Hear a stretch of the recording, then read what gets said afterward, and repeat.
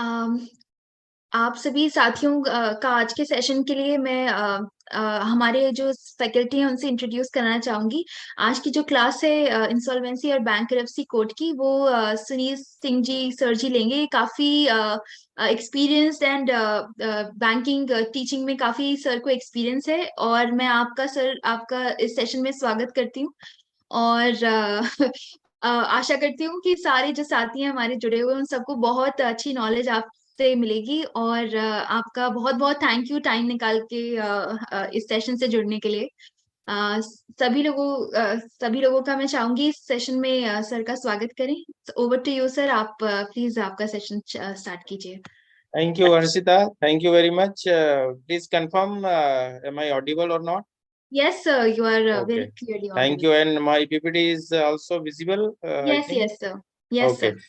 Thank you. Thank you, Thank you so Harshita. much. Thank you Thank sir. you. Thank you. तो साथियों नमस्कार और बहुत बहुत स्वागत है आपका इस आज के स्पेशल सेशन में, जो कि इंसॉल्वेंसी एंड बैंकरप्टी कोड 2016 उस पर आधारित है। ये एक स्पेशल सेशन है आज, और मुझे लगता है कि आईबीसी 2016 जो कि एक बहुत ही महत्वपूर्ण कोड है, इसके बारे में आप लोगों को जानकारी होना चाहिए। तो आप लोग इसको थोड़ा ध्यान से सुनिएगा और समझने की कोशिश कीजिएगा कि ये कोड क्या है। मैं इसके बारे में आपको पूरी तरह से जानकारी देना चाहूंगा। तो जनरल गाइडलाइंस जो है आईबीसी 2016 की, ये कहती है to initiate action under IBC 2016 it is not necessary that account should be NPA, है ना। तो एक जनरल एजम्पशन है कि आईबीसी में वही अकाउंट जाते हैं जो एनपीए होते हैं, जबकि ऐसा बिल्कुल भी नहीं है। आईबीसी में कोई भी अकाउंट जा सकता है जहां पर डिफॉल्ट हो। There should be a default, तो डिफॉल्ट होना चाहिए, वो अकाउंट आईबीसी में जा सकता है। Secondly, any financial creditor, financial creditor का मतलब होता है कि जितने भी लोगों ने उसको लोन दिया है, जितने भी बैंकों ने लोन दिया है, वो फाइनेंशियल क्रेडिटर कहलाते हैं। एनी फाइनेंशियल क्रेडिटर सिंगली और जॉइंटली, देखिए जॉइंटली मींस यदि कोई लोन है वो कंसोर्शियम में है तो हम उसको कहेंगे कि ये लोन जो है वो जॉइंटली है, ठीक है। With other financial creditor, any operational creditor and corporate debtor may file application to initiate insolvency resolution process। अब देखिए इसमें तीन चार चीजें आई हैं, फाइनेंशियल क्रेडिटर, ऑपरेशनल क्रेडिटर और कारपोरेट डेटर। तो ये तीनों का फर्क समझना जरूरी है। मैं अपने साथ जो मेरे प्रतिभागी जुड़े हुए हैं, मैं उनसे पूछना चाहूंगा कि इन तीनों का फर्क उनको मालूम है क्या? कोई बता सकते हैं? हाँ, good evening sir. Good evening, very good evening. Financial creditor sir, जैसे बैंक या जो फाइनेंशियल इंस्टीट्यूशन जो लेंडिंग कर रहे हैं सर जी वो कहे जाते हैं। जी बिल्कुल। ऑपरेशनल क्रेडिटर भी जो लेंडिंग जो करने वाले होते हैं सर। और कॉरपोरेट डेटर सर जो पूंजीपति लोग, जो बिजनेसमैन लोग होते हैं या कंपनी होती है जो लोन लेती है सर, वो कॉरपोरेट डेटर कहे जाते हैं सर। देखिए आपने बहुत कुछ इसमें सही कहा है। आपने एक कहा फाइनेंशियल क्रेडिटर, फाइनेंशियल क्रेडिटर वही होते हैं जो उस पर्टिकुलर कंपनी को जिन्होंने लोन दिया है, ये बैंक भी हो सकते हैं और फाइनेंशियल इंस्टीट्यूशन भी हो सकते हैं, बिल्कुल सही कहा, है ना। अब बात आती है ऑपरेशनल क्रेडिटर। देखिए ऑपरेशनल क्रेडिटर वही होते हैं जो उस कंपनी से लेनदारी रखते हैं, यानी उसके डेटर्स और क्रेडिटर्स हो सकते हैं, है ना। जिन लोगों को उस कंपनी से पैसा लेना है, जैसे बैंक को पैसा लेना है, वैसे ही उनके जो क्रेडिटर्स हैं जिनसे उनको पैसा लेना है, वो ऑपरेशनल क्रेडिटर्स में आते हैं। और कारपोरेट डेटर का मतलब खुद वो कंपनी है जिसके लिए हम जो है आईबीसी में जा रहे हैं, उसको हम कारपोरेट डेटर कहते हैं। मेरे ख्याल से मुझे लगता है कि इन तीनों में फर्क आपको समझ में आ गया होगा। फिर भी अगर कोई क्लैरिफिकेशन चाहिए तो आप मुझसे पूछ सकते हैं, क्योंकि यहाँ ये जानना बहुत जरूरी है कि फाइनेंशियल क्रेडिटर कौन होता है, ऑपरेशनल क्रेडिटर कौन होता है और कारपोरेट डेटर कौन होता है। Please sir thoroughly confirm. Sorry एक बार सॉरी, रिपीट कर दीजिए। देखिए प्लीज विल बी कंफर्म। बिल्कुल सही है, मैं फिर से रिपीट करता हूँ। फाइनेंशियल क्रेडिटर हम कहेंगे जो बैंक्स का जो ग्रुप है, मान लीजिए एक कोई पर्टिकुलर XYZ कंपनी है जिसको 3 बैंकों ने मिलकर लोन दिया है, साथ में कोई एक और फाइनेंशियल इंस्टीट्यूशन है, suppose Cent Bank Home Finance है या SBI कैप है, जिसने इसको शामिल है बैंक के साथ लोन देने में। तो ये सब जो ग्रुप होगा जिन्होंने उस पर्टिकुलर कंपनी को लोन दिया है, सपोज रिलायंस एक कंपनी है जिसको लीड कर रहा है स्टेट बैंक ऑफ इंडिया, लेकिन उसके साथ और भी बैंक शामिल हैं। स्टेट बैंक कंसोर्शियम का लीडर है, बट और भी बैंक शामिल है, उसको कम से कम 10 या 12 बैंकों ने मिलकर लोन दिया है। तो ये जो 12 बैंकों का जो ग्रुप है वो फाइनेंशियल क्रेडिटर कहलाएगा। और इनके बीच एक कमेटी बनेगी जिसको COC कहते हैं, कमेटी ऑफ क्रेडिटर्स कहते हैं, जिसमें ये सारे क्रेडिटर्स जिन्होंने उस कंपनी को लोन दिया है वो आते हैं। ठीक है, सर एक ही बैंक क्यों नहीं दे सकता? इतने सारे बैंक क्यों देते हैं लोन? देखिए ये कैपेसिटी नहीं तो होती? हाँ, अब ये है एक ही बैंक क्यों देता है। देखिए रिस्क डाइवर्सिफिकेशन वाली बात है। अब एक कंपनी को मान लीजिए जैसे वीडियोकॉन ऑयल वेंचर था, वीडियोकॉन ग्रुप था, इसको 45,000 करोड़ का लोन था। यदि एक ही बैंक लोन देगा तो वो पूरे का पूरा कल को मान लो NPA होता है या वो जो लोन है वो गड़बड़ हो जाता है तो एक बैंक को नुकसान होता है। यदि वो ग्रुप में आते हैं तो सारे वो डाइवर्सिफाई हो जाती है रिस्क। और RBI का एक क्लियर कट सर्कुलर है कि सर्टेन अमाउंट के ऊपर जो है आपको कंसोर्शियम फॉर्म करना ही करना है। एक अकेला जो बैंक है वो लोन नहीं दे सकता, ये एक्सपोजर नॉर्म्स में भी आता है। मेरा ख्याल है ये क्लियर हो गया होगा आपको। कंसोर्शियम, यस सर, ऐसे ही मल्टीपल बैंकिंग और सोल। आपने कहा कि सोल बैंकिंग क्यों नहीं हो सकती, तो सोल बैंकिंग इसीलिए नहीं हो सकती क्योंकि लार्ज अमाउंट ऑफ लोन होता है। ठीक है, फाइनेंशियल क्रेडिटर मतलब ग्रुप ऑफ क्रेडिटर, जो सारे बैंक हैं वो सारे क्रेडिटर्स फाइनेंशियल क्रेडिटर की श्रेणी में आते हैं। अब का ऑपरेशनल क्रेडिटर वो होते हैं जिनको कंपनी से कुछ पैसा लेना है, उन्होंने मान लीजिए उसको माल सप्लाई किया है ना, पर कंपनी से उनको पैसा लेना है, ये सप्लायर भी हो सकते हैं। पर कंपनी चूंकि बैंक करप्ट हो गई है तो अब ये क्रेडिटर को पैसा कहाँ से मिलेगा, तो वो भी NCLT में अपना दावा पेश कर सकते हैं या NCLT में केस फाइल कर सकते हैं। अब तीसरा कारपोरेट डेटर का मतलब खुद वो कंपनी है, जैसे रिलायंस कंपनी के अगेंस्ट NCLT चल रहा है, अभी आप न्यूज में देखते होंगे बहुत सारे ऑक्शन हो रहे हैं उसके। तो जो रिलायंस कैपिटल है वो कारपोरेट डेटर है। मैंने फिर से आपको समझाया क्योंकि ये तीनों को समझना बहुत जरूरी है इस सेशन को समझने के लिए कि फाइनेंशियल क्रेडिटर क्या होता है, ऑपरेशनल क्रेडिटर क्या होता है और कारपोरेट डेटर क्या होता है। मेरा ख्याल है कि अब आप लोग इन तीनों के फर्क को समझ गए होंगे।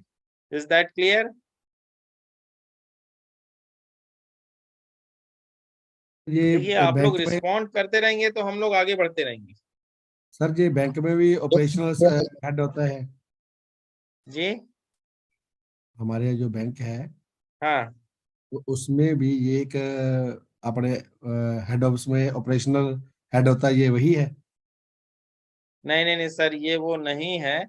ये ऑपरेशनल क्रेडिटर मान लीजिए कि कोई रिलायंस कारपोरेशन एक कंपनी है, रिलायंस कैप है।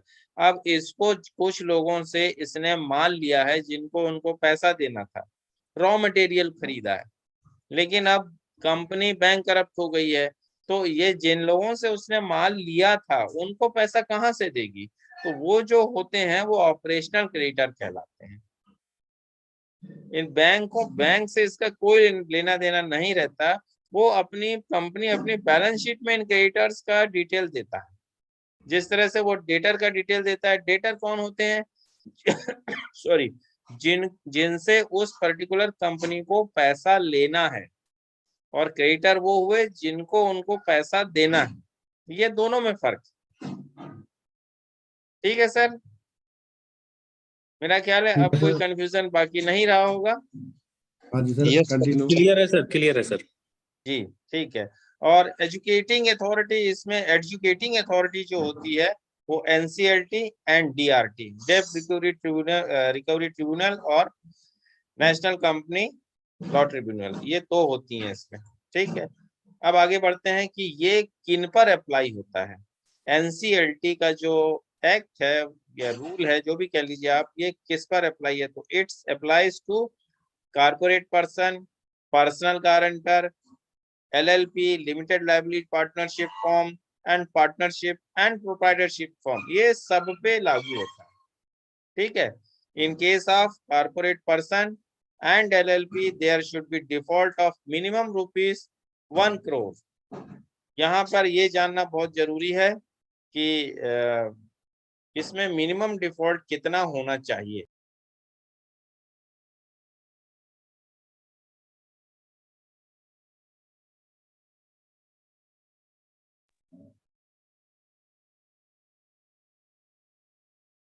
In case of corporate person and limited liability partnership, there should be default of minimum ₹1 crore, and in case of individual and partnership firm, minimum default should be 1000। देखिए बहुत बड़ा अंतर है। ठीक है, 1 करोड़ और 1000। ठीक है, ये आपको याद रखना है। This can be asked in the upcoming examination. इन ये छोटी छोटी चीजें जो है ये आपके एग्जामिनेशन में पूछी जा सकती हैं। ठीक है, मेरा आवाज क्लियर है ना? आप लोग रिस्पॉन्ड करते रहिए। क्लियर है सर। बिल्कुल क्लियर सर। क्लियर है सर। चलिए आगे बढ़ते हैं। जनरल गाइडलाइंस जो आपके स्क्रीन पर अभी दिख रही है, देखिए entities, corporate person and LLP and their guarantors, ये एंटिटीज हैं, तो इनका जो एजुकेटिंग अथॉरिटी है वो NCLT होगा और फर्स्ट अपीलेंट अथॉरिटी। अब देखिए यहाँ ये भी समझना जरूरी है कि फर्स्ट अपीलेंट अथॉरिटी क्या होती है। मान लीजिए NCLT ने कोई ऑर्डर पास किया है ना, अब वो ऑर्डर किसी भी एक पार्टी को एक्सेप्टेबल नहीं है तो वो नेक्स्ट अथॉरिटी को अपील कर सकती है। तो इन case of educating authority NCLT है तो फर्स्ट अपीलेंट अथॉरिटी कौन होगी? NCLAT होगी, है ना, national company law appellate tribunal, ये होता है। फिर सेकंड अपीलेट, यदि उससे भी संतुष्ट नहीं है तो फिर सुप्रीम कोर्ट जाना पड़ता है। इसी तरह से individual and partnership firm and their guarantors, इनके केस में जो एजुकेटिंग अथॉरिटी होती है वो डेब्ट रिकवरी ट्रिब्यूनल होती है, और इससे ऊपर हम जाते हैं फर्स्ट अपीलेट में तो वो DRAT, डेब्ट रिकवरी अपीलेट ट्रिब्यूनल होता है। ठीक है, and the limitation for filing first appeal is 30 days. This is very important, you can write down this point कि लिमिटेशन जो है वो फर्स्ट अपील 30 डेज के अंदर आपको करना है। जैसे ही डिसीजन होता है 30 डेज के अंदर आपको फर्स्ट अपील कर देना है। एंड सेकंड अपील के लिए 45 डेज है।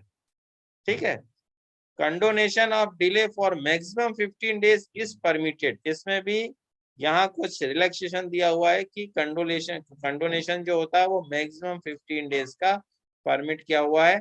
Second appeal will be entertained only on law point. तो सेकंड अपील जो है वो कैसे भी एक्सेप्ट नहीं कर सकता, केवल उसके पीछे कुछ लॉ का पॉइंट होना चाहिए, कुछ ऐसा कानून होना चाहिए जिसके आधार पर कोर्ट उस अपील को एक्सेप्ट कर सके। Now the educating authority may either accept or reject the application within 14 days of receipt of application, है ना।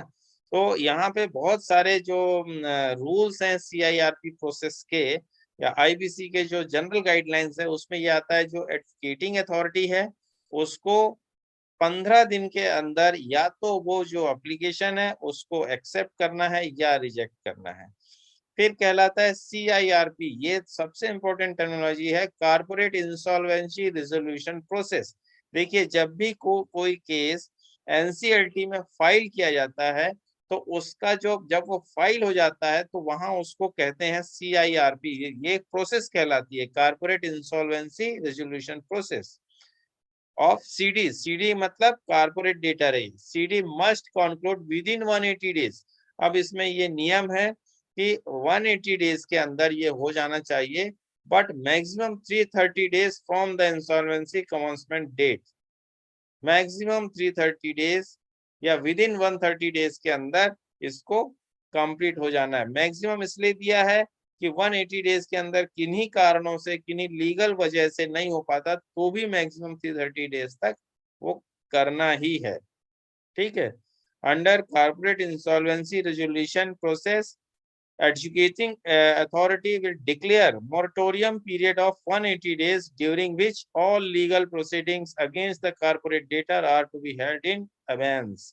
जैसे ही कोई कंपनी का CIRP प्रोसेस शुरू हो जाता है तो जितने भी उसके अगेंस्ट जो भी किसी भी कोर्ट में कोई यदि केस चल रहा है तो वो सारे के सारे मोरेटोरियम में चले जाते हैं, मतलब अबेयंस में चले जाते हैं, उनमें स्टे लग जाता है एक तरह से, ये समझिए।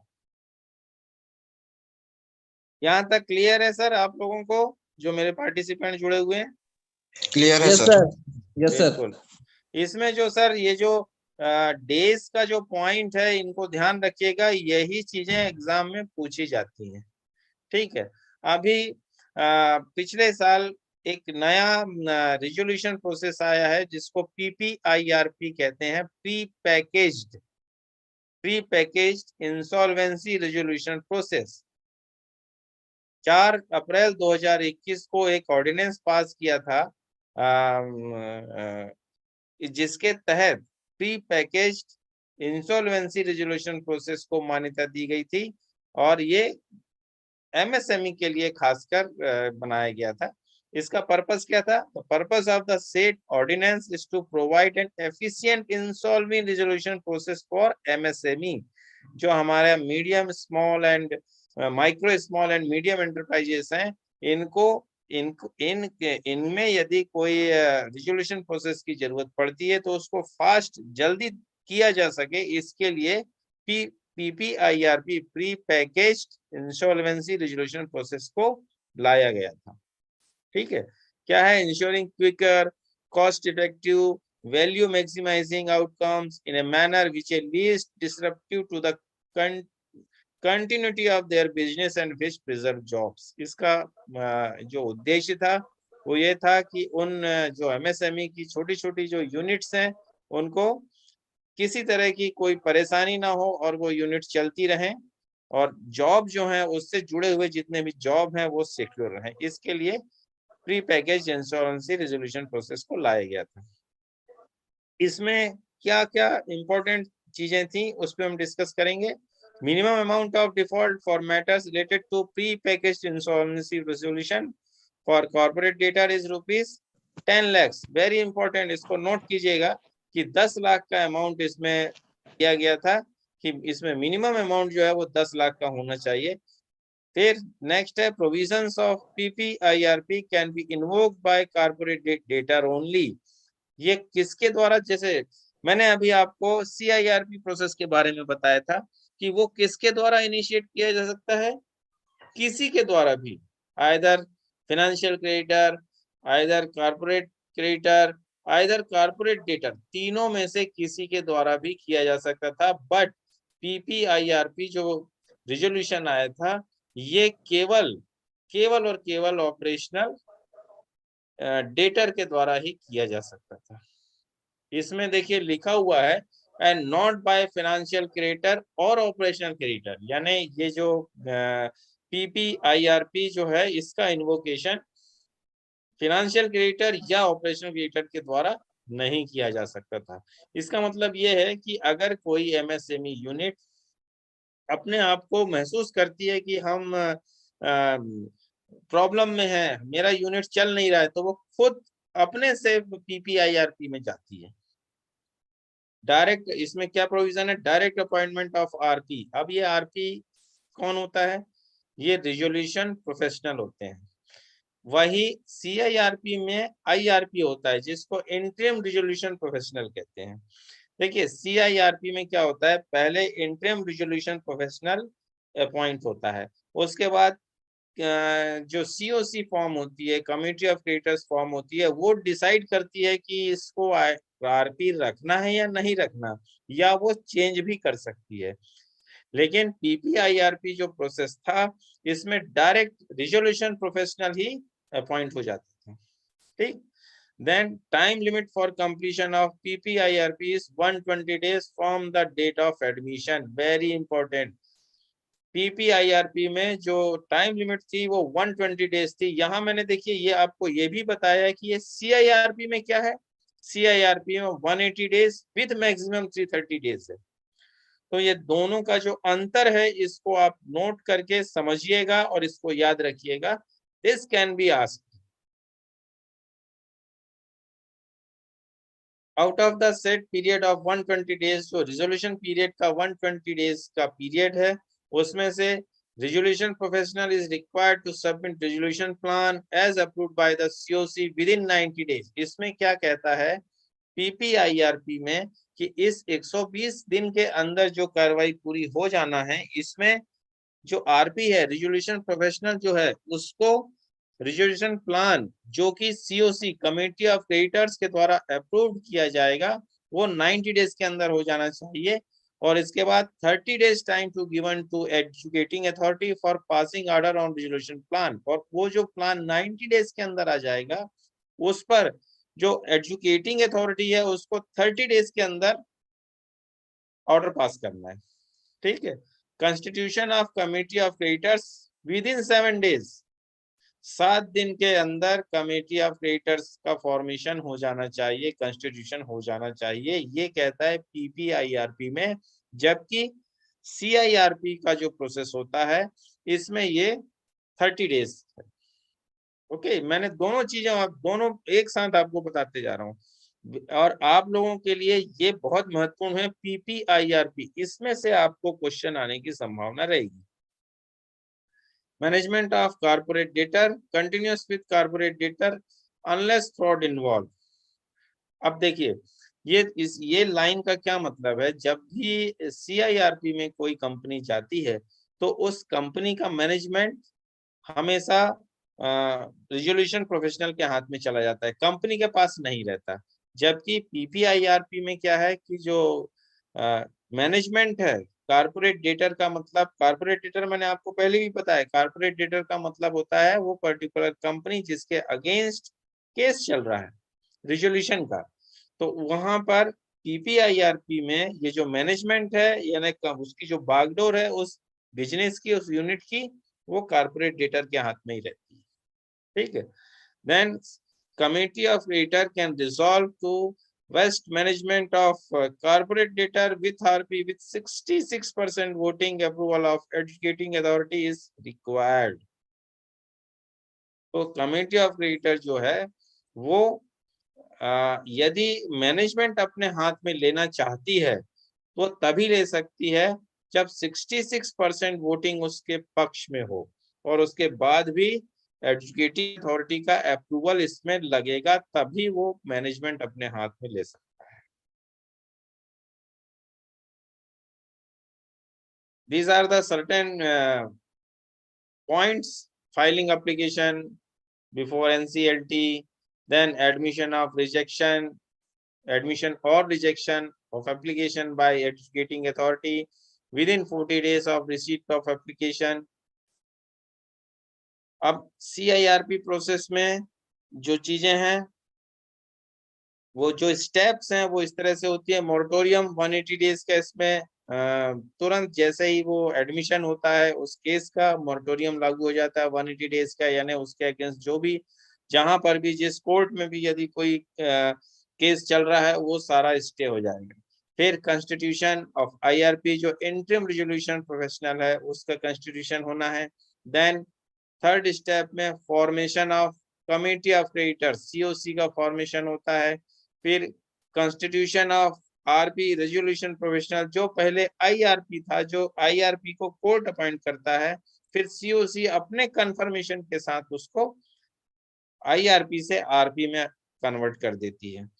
फिर उसके बाद मीटिंग शुरू होती है, COC की वेरियस मीटिंग होती है, फर्स्ट मीटिंग, सेकंड मीटिंग, फिर उस मीटिंग में जो भी रेजोल्यूशन पास होते हैं उस पे वोटिंग की जाती है कि जो रेजोल्यूशन पास हुए हैं उनमें कितने जो मेंबर्स हैं वो उसके पक्ष में हैं, कितने विपक्ष में हैं।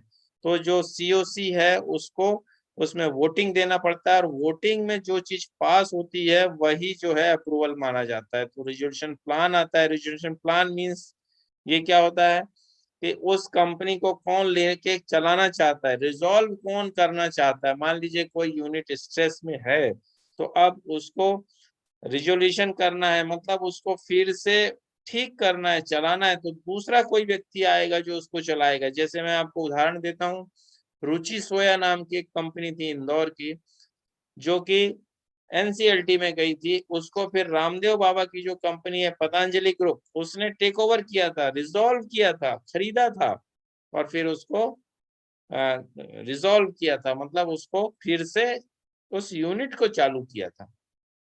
रुचि सोया नाम की कंपनी थी। तो ये जो यहाँ पर क्या हो गया, रुचि सोया जो था वो कारपोरेट डेटर था और जो पतंजलि ग्रुप था वो क्या हो गया, वो क्या रिजोल्यूशन एप्लीकेंट था। ठीक, इसमें देन इसमें यदि मिनिमम मान, सर, हाँ जी, इसमें मिनिमम डिफॉल्ट अमाउंट भी है क्या CIRP में? ये है ना मिनिमम डिफॉल्ट अमाउंट। मैंने आपको 2 कैटेगरी में बताया था। यदि इंडिविजुअल है तो उसमें मात्र 1000 रुपए है और यदि कंपनी है LLP है तो उसमें 1 करोड़ रुपया है। ठीक है, thank you sir, thank you. अगर मान लीजिए कोई रिजोल्यूशन एप्लीकेंट्स नहीं आता या रिजोल्यूशन प्लान अप्रूवल नहीं हो पाता, सारे रिजोल्यूशन प्लान जो है रिजेक्ट हो जाते हैं, देन लास्ट बचता है लिक्विडेशन, यानी वो कंपनी को लिक्विडेट कर दो। जो भी पैसे, या लिक्विडेट करना मतलब बेच देना, उसको बेचना है और जो भी पैसा मिलेगा वो सारा जो है शेयर्स के हिसाब से जो सीओसी है उसमें बटेगा, है ना। तो लिक्विडेशन तभी होगा जब इंसॉल्वेंसी प्रोसेस जो है वो फेल हो जाती है। देखिए इस एनसीएलटी का एक्चुअली जो उद्देश्य था वो ये था कि किसी भी कंपनी को बेचने से बचाना है, उसको रिजोल्यूशन करने का समय देना है, रिजॉल्व करना है, और यदि रिजॉल्व नहीं हो पाता तभी हम उसको सेल करने जाएं। ये रुचि सोया के बारे में जो था जी, उसमें जैसे रामदेव बाबा कंपनी पतंजलि जो उसको तो खरीदा था, तो उसमें क्या वो रिजोल्यूशन एप्लीकेंट बोलेंगे क्या उसको? देखिए यहाँ पर 2 चीजें हैं, है ना। यदि वो कंपनी को उसने रिजॉल्व किया था, यदि लिक्विडेशन के पहले उसने उसको रिजॉल्व कर लिया है, उसमें पैसा लगा लिया है, तो हम उसको बोलेंगे कि इसने इसको रिजॉल्व किया है। और यदि लास्ट तक कोई रिजोल्यूशन एप्लीकेंट नहीं आता और वो बिकती है, लिक्विडेशन में जाती है, तब हम बोलेंगे कि वो खरीदा है। क्योंकि उसमें जो रिजोल्यूशन एप्लीकेंट जो होता है उसको तो CIRP के पास अपना सारा सबमिट करना रहता है ना, रिजोल्यूशन प्लान जी सबमिट। जी, पूरा रिजोल्यूशन प्लान उसके पास सबमिट करना पड़ता है और फिर जो आरपी है वही उसको अप्रूवल दिलाता है और फिर उसका जो मैनेजमेंट है वो उसके हाथ में जाता है अच्छा अच्छा, ना। ठीक है सर, थैंक। ठीक है ना sir. Under corporate insolvency resolution process, the adjudicating authority will declare 180 days moratorium under which all legal action proceedings against the corporate debtor will be on hold. मैंने आपको पहले भी बताया कि 180 डेज का मोरेटोरियम, जैसे ही वो केस एडमिट हो जाता है एनसीएलटी कोर्ट में, वैसे ही उस पे मोरेटोरियम शुरू हो जाता है।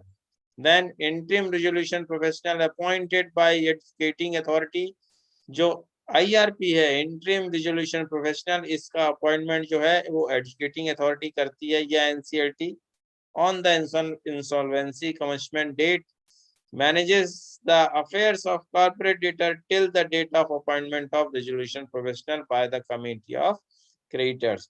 तो इसका क्या काम होता है IRP का, ये जब तक ये RP अपॉइंट ना हो जाए, जब तक वो सारे जो खर्चे हैं मैनेजमेंट है उसको मैनेज करता है। देन फिर क्या होता है, कमिटी ऑफ क्रेडिटर्स की जो फर्स्ट मीटिंग होती है उसमें minimum majority not less then 66% of voting share. सबसे इंपॉर्टेंट है कि उसमें जो वोटिंग शेयर है 66% से कम किस नहीं होना चाहिए।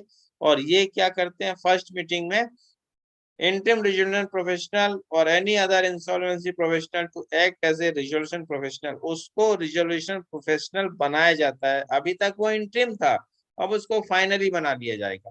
और उसके बाद उसकी फीस कितनी होगी, किस उस फीस का टर्म कैसा होगा, कब कब देना होगा, ये सब चीजें डिसाइड होती हैं। तो सबसे पहले तो उसमें फीस डिसाइड होती है, fees payable to the RP and other charges also decided in the subsequent COC meeting by voting share। ये सब चीजें वोटिंग शेयर से डिसाइड होता है। ऐसा नहीं है कि मीटिंग में डिसाइड हो गया, मिनिटाइज कर लिया, सब लोगों ने साइन कर लिए, वैसा नहीं होता। इसकी प्रॉपरली रिकॉर्डिंग होती है, मीटिंग होती है, वीडियो रिकॉर्डिंग होती है। यानी ये सारा जो चीजें हैं ये एनसीएलटी के पास, आरपी की ड्यूटी होती है कि आरपी ये सारी चीजें जो एनसीएलटी में पेश करे। सीओसी चाहे तो चाहे उस आईआरपी को आरपी बनाएगा कि नहीं बनाएगा, ये सीओसी पर डिपेंड करेगा ना। जी बिल्कुल, अगर उनको लगता है कि ये जो कोर्ट ने आईआरपी अपॉइंट किया है वो हमारा काम नहीं करा सकता, तो वो सीओसी उसमें अपना जो आरपी है वो रख सकती है। देखिए कोई भी चीज यहाँ पर सीओसी मीटिंग में डिसाइड होता जरूर है, मीटिंग में केवल रिजोल्यूशन पास होता है, बाकी उस पे जो डिसीजन है वो वोटिंग पर होता है। अब मान लीजिए कोर्ट ने आईआरपी अपॉइंट कर दिया मिस्टर ए को, अब सीओसी चाहती है मिस्टर ए ये हमारा काम नहीं कर पाएगा, हम मिस्टर बी को इसके लिए लाते हैं, तो वो रेजोल्यूशन एक रखेंगे कि मिस्टर बी को आरपी अपॉइंट किया जाए, फिर उस पे वोटिंग होगी, और यदि वोटिंग में मिस्टर बी को ज्यादा वोट मिले तो वो आरपी हो जाएगा। यहाँ आईआरपी खत्म हो जाएगा, आईआरपी पूरा जो चार्ज है वो आरपी मिस्टर बी को हैंड ओवर कर देगा। ठीक है sir. Thank you sir. Now, committee of creditor may approve a resolution plan by a vote of not less than 66% of voting share of the financial creditor। देखिए कोई भी resolution तभी पास होगा जब उस पर्टिकुलर रेजोल्यूशन को 66% से ज्यादा वोट मिले हैं, है ना। इसी तरह से मान लीजिए अब यहाँ मैंने बात की कि रेजोल्यूशन प्लान, अब जब भी क्या है एनसीएलटी में कोई केस जाता है और रेजोल्यूशन प्लान मांगे जाते हैं, कॉल किए जाते हैं, तो हो सकता है 2-3 कंपनियां आए, मान लीजिए ए कंपनी आई, बी कंपनी आई, सी कंपनी आई, वो तीनों बोल रहे हैं हम इसको चला लेंगे। तो तीनों का सारा कुछ जो आरपी की ड्यूटी होती है कि वो उसके फाइनेंशियल चेक करते हैं, उसका टेक्निकल चेक करते हैं, और फिर उसके बाद बहुत सारे उसमें प्रोसेस होते हैं जिसके बाद क्या वो एलिजिबल है या नहीं ये डिसाइड होता है। जब वो एलिजिबल है ये डिसाइड हो जाता है, उसके बाद वो कितना पैसा लगा रहा है और किस तरीके से लाएगा, ये सारी चीजों पे वोटिंग होती है। और उस वोटिंग के आधार पर फिर जो रिजोल्यूशन एप्लीकेंट ने रिजोल्यूशन प्लान दिया है उस पर डिस्कस होके वो अप्रूव होता है। ये आपके स्क्रीन पर दिख रहे हैं, ये डिफरेंट टाइमलाइंस हैं, ये बहुत इंपॉर्टेंट हैं, इनको आप जरूर नोट कीजिएगा और ध्यान रखिएगा। डिस्क्रिप्शन ऑफ एक्टिविटी, नॉर्म्स और टाइम लिमिट, ये 3 सेगमेंट में ये मैंने बना के आपके सामने रखा है। तो commencement of CIRP and appointment of RP, इसको हम टी मानते हैं, मतलब जिस दिन ये होगा। Then public announcement, inviting claims. देखिए क्या होता है कि ये प्रोसेस है पूरा, जैसे ही सीआईआरपी में कोई केस एडमिट होता है और आईआरपी का अपॉइंटमेंट होता है, तो सबसे पहले वो पब्लिक अनाउंसमेंट करता है, क्लेम्स मंगाता है, मतलब वो एक पेपर पब्लिकेशन देगा कि ये फलानी कंपनी, मान लीजिए रुचि सोया है, इसका एनसीएलटी में जो केस है वो एडमिट हो गया है।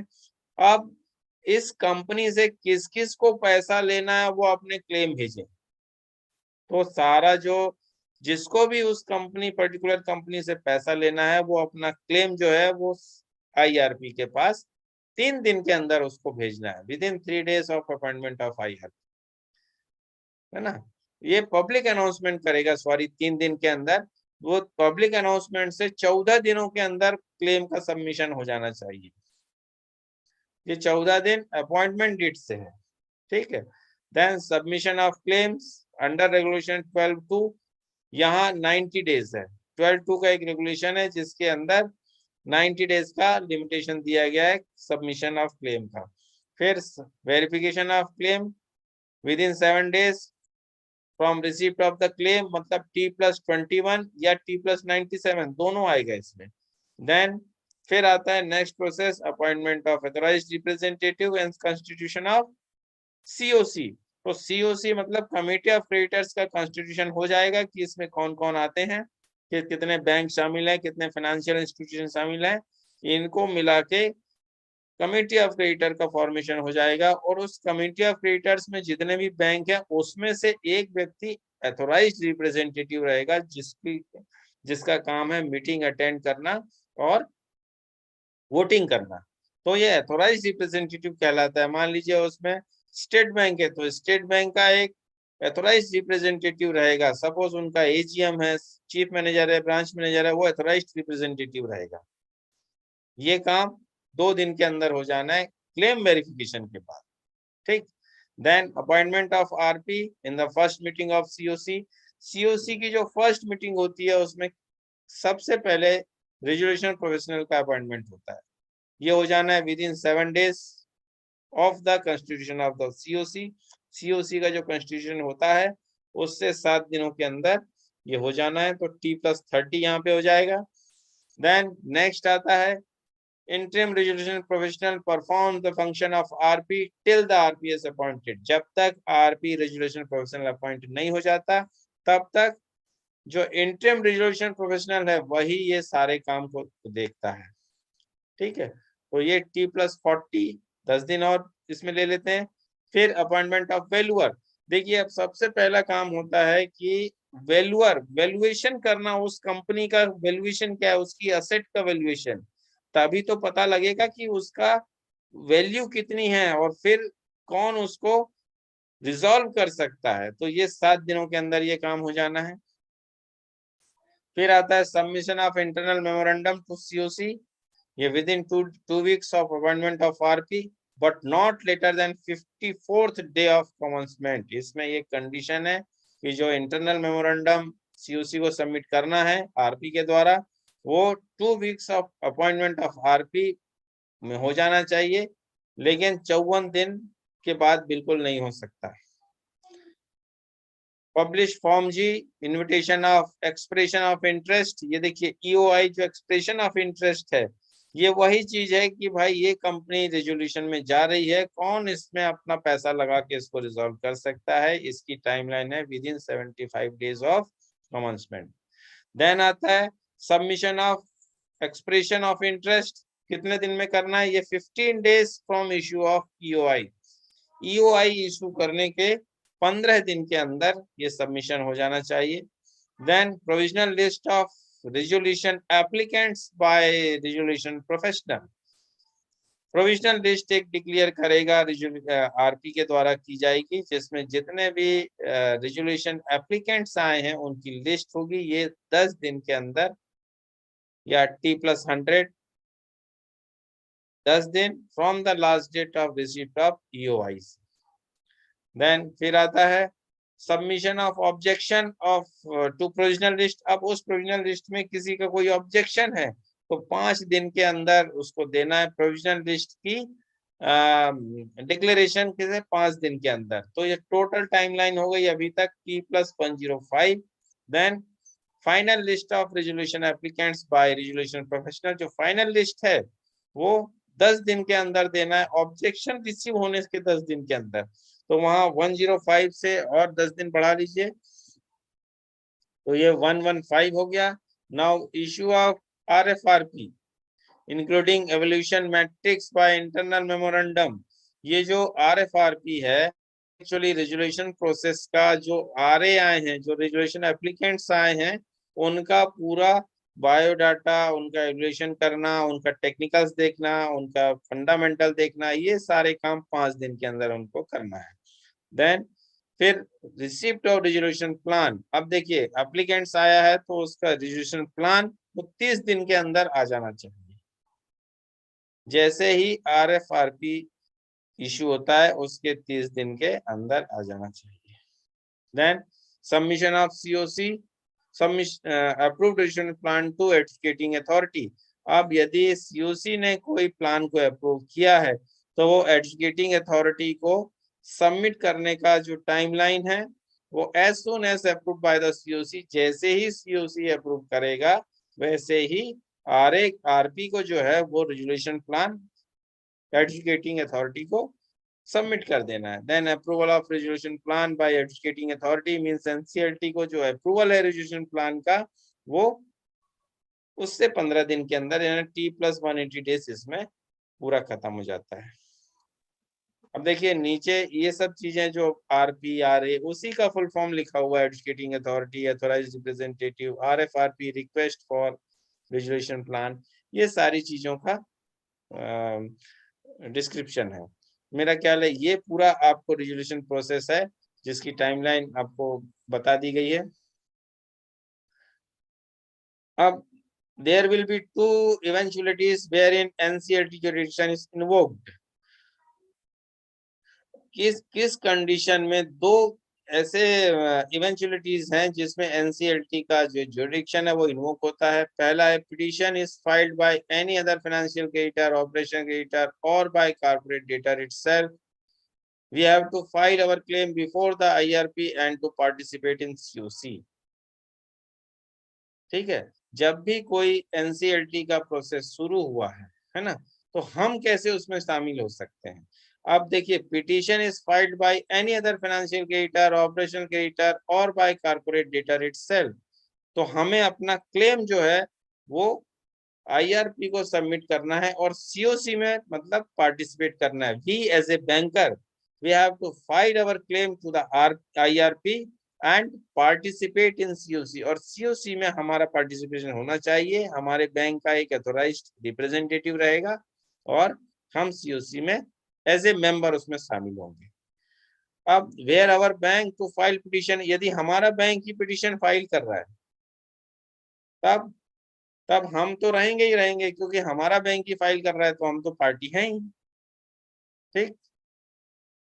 Now, as per experience of CIRP cases, it has been observed that IBC is not a suitable mechanism for cases of EPC contractor, trading concern, education trust, etc. because limited primary securities, other complexities, IBC does not apply to trust society। यहाँ very important, IBC जो code है trust और societies पर ये applicable नहीं है।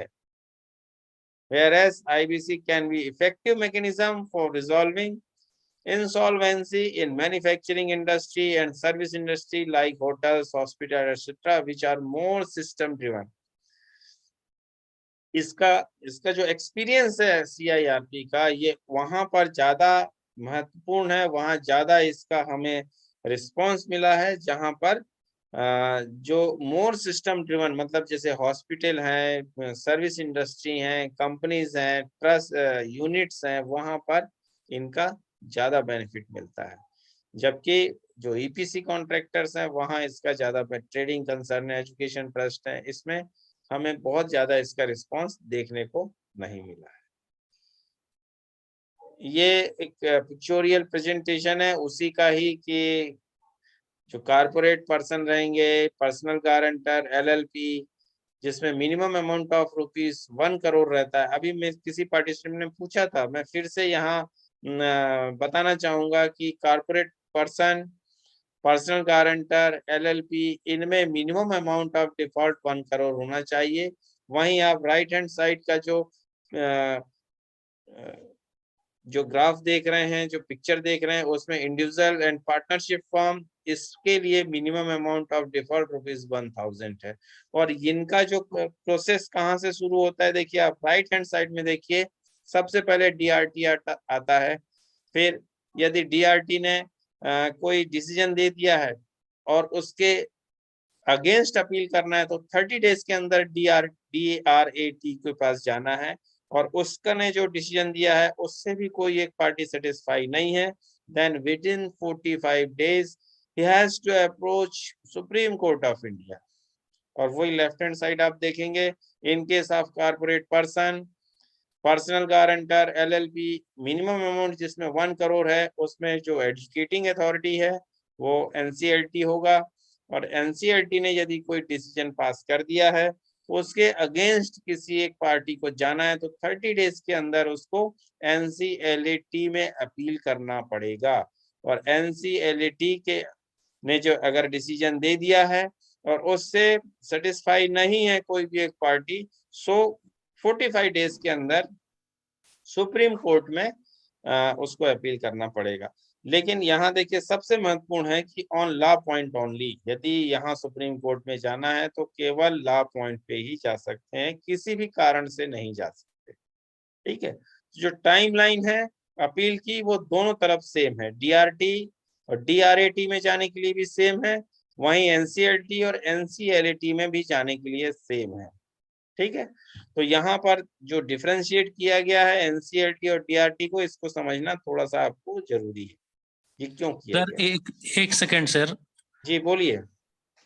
मैं ये कह रहा था सर कि जो 1,01,000 में है सर कि इंडिविजुअल और पार्टनरशिप फर्म के लिए है, और जो 1 करोड़ है सर उसमें कॉर्पोरेट पर्सनल है, ये भी मैं समझ रहा हूँ सर, लेकिन यहाँ उसके बाद पर्सनल भी लिखा हुआ है सर, पर्सनल गारंटर है। देखिए क्या होता है कि यदि जो कंपनीज हैं, है ना, उनमें पर्सनल गारंटी भी होती है जो उनके प्रोमोटर डायरेक्टर होते हैं।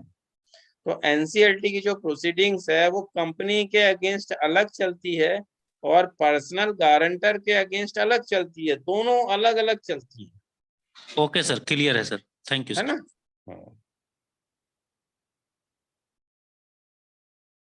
सो ये थोड़ा सा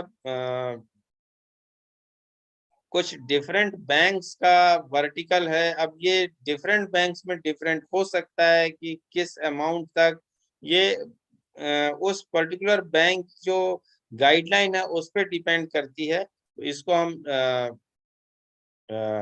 इसको हम प्रेफर करने की जरूरत नहीं है। ये पर्टिकुलर आप जिस बैंक में, जैसे RRB में है, आपके यहाँ क्या इंटरनल गाइडलाइन है वो आपको फॉलो करनी पड़ेगी कि जो अकाउंट है, जैसे एक पर्टिकुलर बैंक में 25 करोड़ तक के जो अकाउंट है वो उसका आइडेंटिफिकेशन जेडो के में जो कमेटी होती है उसके द्वारा किया जाता है, सैम ब्रांच होता है, सैम वर्टिकल होता है। अब ये डिफरेंट बैंक्स के लिए डिफरेंट हो सकती हैं। मैं इसलिए इस स्लाइड पे ज्यादा ध्यान नहीं देना चाहूंगा क्योंकि यहाँ पे डिफरेंट बैंक के पार्टिसिपेंट जुड़े हुए हैं। ये थोड़ा सा दूसरे पॉइंट है कि जो NCLT की प्रोसीडिंग्स होती है उसको हर बैंक के अपने लॉ ऑफिसर होते हैं, उनका ये काम है कि वो एज फार एज पॉसिबल वो इस जो हियरिंग्स होती है NCLT की उसको अटेंड करें, है ना। और यदि मान लीजिए लॉ ऑफिसर अटेंड नहीं कर सकते तो जो कंसर्न रीजनल ऑफिसेस हैं उनको तुरंत इमीडिएट स्टेप लेना है कि किसको इसके अगेंस्ट हम अपॉइंट करें। और जो भी है कि उसकी NCLT का यदि कोई ऑर्डर हुआ है और उससे पर्टिकुलर वो बैंक सेटिस्फाई नहीं है तो तुरंत उसकी कॉपी मंगाए और 30 दिन के अंदर NCLT में उनको अपील करना होता है। COC मीटिंग जो है वो invariably an officer not below the rank of chief manager, ये एक पर्टिकुलर बैंक में हो सकता है, बाकी दूसरे बैंकों में ये रैंक अलग भी हो सकती है। ठीक है, ऑपरेशनल मैटर्स जो होते हैं उसमें जो वोटिंग शेयर, देखिए वोटिंग का भी जो अथॉरिटी है वो एक्चुअली हर बैंक का अपना RO जेडो जो है वो डिसाइड करता है कि कौन वोटिंग अथॉरिटी होगी। तो इसमें IBC के लिए आपके बैंक की जो इंटरनल गाइडलाइन है कि कौन रिप्रेजेंटेटिव ऑफिसर होगा, कौन अथॉराइज्ड ऑफिसर होगा, किस रैंक का अधिकारी COC में जाएगा, कौन इसको वोटिंग का परमिशन देगा, ये डिफरेंट बैंक्स में डिफरेंट अथॉरिटी हो सकती हैं। ठीक है, तो इसको हम स्किप करते हैं। अब पर्सनल गारंटर, अभी मेरे just a few second back एक हमारे साथी ने पूछा था पर्सनल गारंटर। पर्सनल गारंटर के लिए क्या प्रोविजन है वो भी हम देख लेते हैं। For initiating action against the personal guarantor there is a default on the part of the corporate debtor not less than ₹1 crore, जैसा कि हमने आपको पहले भी बताया है। Application can be filed even in a matter where the personal guarantor is deceased. यदि personal guarantor की मृत्यु भी हो गई है तो भी हम इसमें पर्सनल गारंटर के अगेंस्ट, उनके जो लीगल हायर्स हैं उनके अगेंस्ट केस फाइल कर सकते हैं। इसमें क्या करना है? Demand notice of 14 days as per form B of IBPI is mandatory to be served on the personal guarantor. Once we have filed an application against the personal guarantor under IBC 2016, our recovery proceedings, if any, pending before DRT under SARFAESI will be deemed to have been stayed. मैंने आपको पहले भी बताया था, जैसे ही case NCLT में admit होता है वहां से मोरेटोरियम लग जाता है। मतलब जहां भी किसी भी कोर्ट में केस चल रहा है, इवन SARFAESI एक्शन भी आपने लिया है तो वो स्टे हो जाएगा। Two stages for withdrawal of NCLT proceedings. दो स्टेज होती हैं जिसमें यदि NCLT की प्रोसीडिंग विड्रॉ करना है after filing of an application but before admission. हमने एप्लीकेशन फाइल कर दिया है लेकिन वो सबमिट नहीं हुई है तो हम उसको विड्रॉ कर सकते हैं। लेकिन अगर एडमिशन हो गया है और उसके बाद विड्रॉ करना है तो फिर थोड़ी सी गाइडलाइन अलग है। For withdrawal of application before its admission there is no bar, but in case of withdrawal after the application is admitted by the NCLT, withdrawal of the application after its admission, adjudicating authority may allow with the approval of 90% voting share of the committee of creditors. मैंने इसके पहले आपको बताया था कोई भी resolution pass करने के लिए कितना परसेंट शेयर चाहिए, कोई मुझे बताएगा? दो तीन बार हमने 66, वेरी गुड। लेकिन यहाँ यदि हमें विड्रॉ करना है तो 90% वोटिंग शेयर चाहिए रहेगा COC का, तभी विड्रॉ हो सकता है। Withdrawal application will be placed in the same way as for approval for initiation. जैसा कि हमने अप्रूवल के लिए वैसे ही विड्रॉवल के लिए भी रखना पड़ेगा। अब आता है लिक्विडेशन प्रोसेस। ये कब होता है? When the COC fails to submit the resolution plan within the provided time frame to the NCLT, यदि COC जो है असफल होता है कोई भी रेजोल्यूशन प्लान सबमिट करने के लिए कोई भी असफल हो जाता है, तब लिक्विडेशन प्रोसेस चालू हो जाती है। Resolution plan is rejected because of non adherence of the code. यदि रेजोल्यूशन प्लान आया है बट वो एज पर नॉर्म्स नहीं है, non adherence of the code के अनुसार नहीं है, तब भी वो रिजेक्ट हो जाएगा।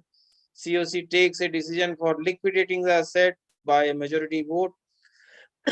यदि COC डिसीजन ले लेती है मेजॉरिटी वोट से कि जो भी रेजोल्यूशन प्लान आए हैं वो अप टू द मार्क नहीं है और हम इस कंपनी को लिक्विडेट करना ही बेहतर है, तब भी लिक्विडेशन प्रोसेस स्टार्ट हो जाती है। या resolution plans is floated by the debtor. ठीक, resolution professional working during the course of resolution process is appointed as a liquidator। अब देखिए जो RP है वही लिक्विडेटर हो जाता है। जैसे ही लिक्विडेशन पास हुआ, now RP has been worked as a liquidator। और यदि COC चाहता है कि लिक्विडेटर दूसरा चाहिए तो ये भी संभव हो सकता है। The claims of the creditors may be received, verified, admitted or rejected based on the final decision of the liquidator within a pre-arranged time.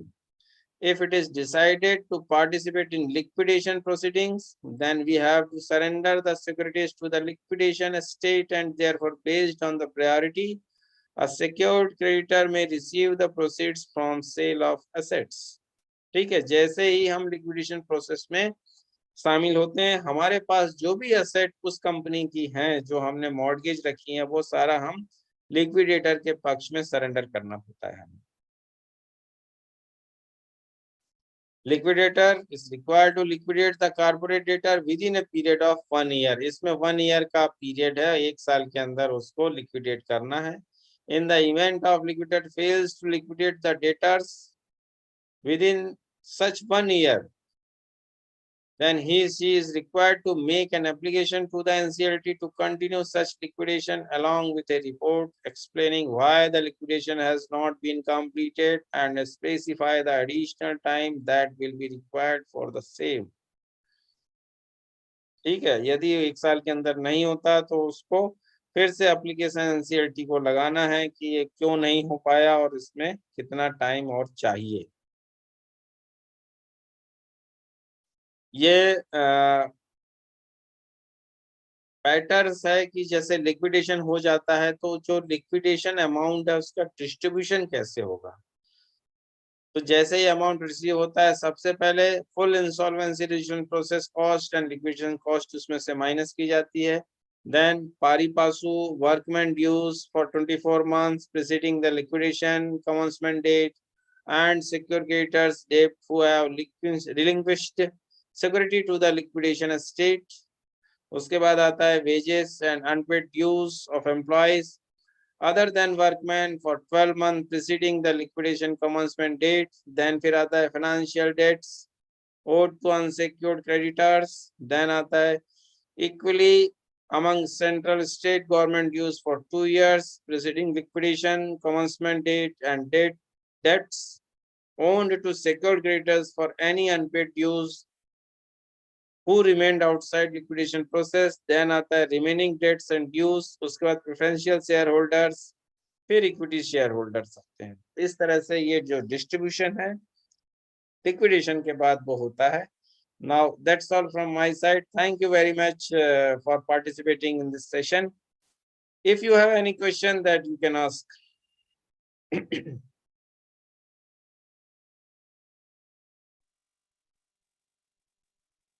Yes, participant.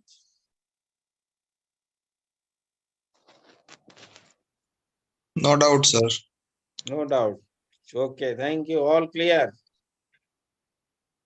Clear, sir.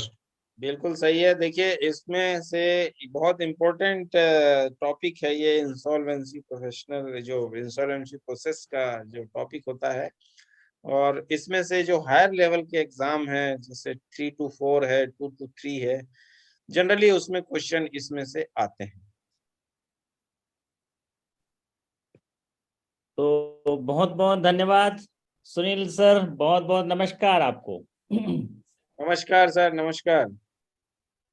आपने इंसॉल्वेंसी एंड बैंक करप्सी को हमारे साथियों के बीच बहुत ही शानदार तरीके से, सरल तरीके से और साधारण भाषा में समझाने के साथ साथ उनके डाउट्स भी क्लियर किए, उसके लिए मैं आपका बहुत बहुत धन्यवाद करता हूं और आपका आभार करता हूं। सुनील साहब काफ़ी जो है इसमें एक्सपर्टाइज हैं, इसमें रिसर्च करते रहते हैं और इस जितने भी सारे इंसॉल्वेंसी हो गया, लेटर ऑफ क्रेडिट हो गया, बैंक गारंटी हो गया, फॉरेक्स हो गया, तो इन सारी जो सेशंस लेते रहते हैं बैंकर साथियों को, और हायर स्केल के सेशन लेते हैं, इसलिए उनके पास एक बड़ा तजुर्बा है। तो हम सुनील सर का धन्यवाद करेंगे और साथियों से भी पूछना चाहेंगे, उनके मन में कोई डाउट हो तो आप पूछ सकते हैं। वैसे सर ये स्क्रीन स्टॉप शेयरिंग कर दीजिए। तो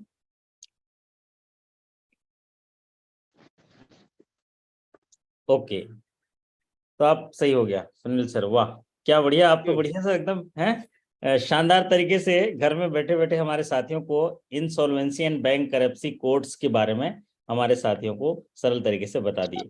सुनील सर आपने बहुत अच्छे तरीके से बताया, मैं तो पूरा सेशन अटेंड नहीं कर पाया, मैं बाद में भी देखूंगा रिकॉर्डिंग, क्योंकि ये रिकॉर्ड पर है, अभी ऑफलाइन रिकॉर्डिंग है। तो कुछ महत्वपूर्ण मुद्दों पे हम लोग चर्चा करेंगे इसमें प्रमोशन एग्जाम के लिए। हालांकि ये जो साथी जुड़े हुए हैं अभी हमारे ज़्यादातर साथी ग्रामीण बैंक से हैं, कुछ साथी स्टेट बैंक से हैं, कुछ इंडियन ओवरसीज बैंक से हैं और कुछ नेशनलाइज बैंक से हैं, लेकिन ज़्यादातर साथी 70% साथी जो है ग्रामीण बैंक से हैं। तो ग्रामीण बैंक में इंसॉल्वेंसी एंड बैंक करप्सी से सवाल पूछे नहीं जाते हैं, लेकिन हम अभी 2 मिनट हम सर के साथ चर्चा करते हुए 5 मिनट के अंदर हम सवाल भी करते हैं। सुनील सर इसमें इम्पोर्टेंट 10 सवाल पूछे जा सकते हैं, 10 सवाल अभी निकालते हैं। जैसे पहला सवाल पूछा जाता है कि इंसॉल्वेंसी और बैंक करप्सी के तहत उस कंपनी का अगर रिजोल्यूशन प्रोसेस स्टार्ट करना चाहता है तो निम्नलिखित में से कौन जो है इसमें स्टार्ट कर सकता है, इनिशिएट कर सकता है, ये सवाल पूछे जाते हैं, है ना। तो इसमें जो है हमारे साथी सब क्लियर हो गए होंगे। अगर फाइनेंशियल क्रेडिटर हैं, ऑपरेशनल क्रेडिटर हैं या कॉर्पोरेट डेटर है, इनमें से कोई भी जो है ये इनिशिएट कर सकता है, अगर साधारण अगर इंसॉल्वेंसी बैंक करप्सी कोड की बात कहेंगे तो। लेकिन अगर एक जो कोविड के बाद एमएसएमई को सुरक्षित रखने के लिए एक आपका अमेंडमेंट आ गया, उसमें कौन कर सकता है, ये थोड़ा बता दीजिए sir. Pre packaged insolvency resolution process कहलाता है वो, PPIRP। और उसमें केवल कारपोरेट डेटर यानी जो कंपनी खुद है, जो यूनिट है, वही जा सकता है। इसमें कारपोरेट क्रेडिटर या ऑपरेशनल क्रेडिटर नहीं जा सकता। ओके, जो भी कॉर्पोरेट डेटर है, अगर उसको लगता है कि वो अपने दायित्व को या जो भी इसकी लाइबिलिटी है उसको पे कर नहीं पाएगा, तब वो जाएगा। अगर थोड़ी बहुत भी चांस है कि सर मैं खड़ा हो जाऊंगा, मैं फिर से नहीं, देखिए, जो PPIRP की बात आप कर रहे हैं, जो कोविड पीरियड के बाद आया है, वो एक स्पेशल पैकेज है जिसमें फीस वगैरह काफी कम है, बहुत सारे रिलैक्सेशन दिया हुआ है उसमें। जो CIRP का प्रोसेस है वो भी 120 डेज है, जहाँ CIRP जो नॉर्मल प्रोसेस है उसमें 180 डेज होता है, इसमें 120 डेज है। तो ये सारे जो रिलैक्सेशन दिए हैं, एडवांटेज दिए हैं, वो इसलिए दिए हैं कि अगर कोई MSME यूनिट को ऐसा लगता है कि उस यूनिट को वो चला नहीं पा रहा, तो वो खुद से जा सकता है, भैया मेरे को कोई गोद ले लो, गोद ले लो, या मेरे है ना, को रिजॉल्व कर दो, रिजॉल्व कर दो, मेरा कंपनी ले लो, मैं नहीं चला पा रहा हूँ। इसीलिए ये सुविधा दी गई है कि उसको उन MSME यूनिट्स जो है उनको बचाया जा सके। और उसमें जो जॉब में लोग हैं, उसके क्या होता है, देखिए, MSME यूनिट बहुत सारे जॉब भी क्रिएट करता है। तो इसके पीछे जो एम था वो ये था कि कोविड के बाद उन जॉब्स को बचाया जा सके, उस यूनिट को रिजॉल्व करना है, बंद नहीं करना है। इसीलिए pre packaged insolvency resolution process आया था सॉरी। और उसमें केवल कारपोरेट डेटा यानी वो यूनिट खुद ही बोलना है उसको कि भैया मुझे प्रॉब्लम है, मेरी सहायता करो। बहुत बढ़िया। हमारे कुछ एक साथी सवाल लिख भी रहे हैं, एक सवाल लिख के मुझे भेज देंगे जो सवाल हम चर्चा कर रहे हैं। जैसे कि अभी एक सवाल चर्चा किए कि इनसॉल्वेंसी बैंक करप्सी कोड में जो रिजोल्यूशन प्रोसेस है उसका इनिशिएशन कौन कर सकता है? सारे कर सकते हैं, एक्सेप्ट जो स्पेशल पैकेज आया कोविड के बाद रिलीव करने के लिए उसमें। तो अब दूसरा सवाल सुनील सर लेंगे कि इनसॉल्वेंसी बैंक करप्सी कोड के तहत ये प्रावधान है कि अगर कोई कंपनी के अगेंस्ट केस चला जाए तो उसको कौन सा ट्रिब्यूनल देखेगा और इंडिविजुअल के केस में कौन सा ट्रिब्यूनल देखेगा, इसको थोड़ा बता दीजिए हमारे साथियों को। देखिए, इसमें क्या है, इंडिविजुअल या पार्टनरशिप फॉर्म है, इसमें NCLT देखता है। और इसमें जो अपीलेंट अथॉरिटी है वो NCLAT होगा। और वही कारपोरेट डेटर या क्रेडिटर या कंपनी के केस में NCLAT। और इसमें जो अपीलेंट अथॉरिटी है, अपीलेट अथॉरिटी है, वो NCLAT होता है। और उसके ऊपर दोनों जगह सुप्रीम कोर्ट होता है फिर। ओके, मतलब इसमें है कि अगर कॉर्पोरेट होगा, कंपनी होगा, तो वहां पर NCLT में केस चलेगा। बिल्कुल अगर इंडिविजुअल और लिमिटेड पार्टनरशिप होगा तो वो होगा DRT में चलेगा, DRT में जाएगा। DRT में अगर डिसीजन आए तो अपील किए जा सकते हैं कहाँ पर? DRAT में। DRT है तो DRAT आएगा, और NCLT है तो NCLAT आएगा।